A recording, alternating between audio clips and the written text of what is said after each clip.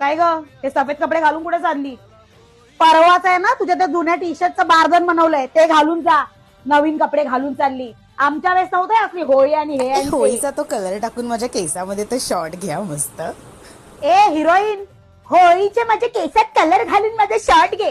हा, केसाला तेल लावून जा. इकडे म्हणजे केसाला तेल लावते इकडे. ए आई, आज मी जेवायला नाही या. जेवायला नाही आणि घरात ते मटण बनलं ते कोणी खायचं? तुझ्या बापाने ते 1 किलो मटण आणून दिले ते कोण खाणार? घालते तुमच्या घशात दुपारी सगळे जेवायला मला घरी पाहिजेत.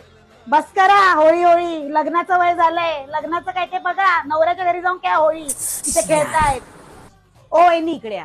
आता बघताय ना हे गॅलरीमध्ये कसं सगळी घाण करून ठेवली आहे. आता ह्यांची लहान मुलं त्यांना आम्ही काय करायचं? आमची मुलं जाऊन खाली खेळतात. ह्यांची सगळी नातवंड येतात या सावतांची, ती सगळी जण इथेच खेळतात. हे साफ करणार कोण? एवढा घाण वास येतो म्हणून सांगते तुम्हाला. अंडी फोडली सगळं फोडलंय आणि मग नंतर येणार अय्या हे कोणी केलं इथे घाण? हिच्याच नातवंडांनी केलंय, हिला सांगणार कोण?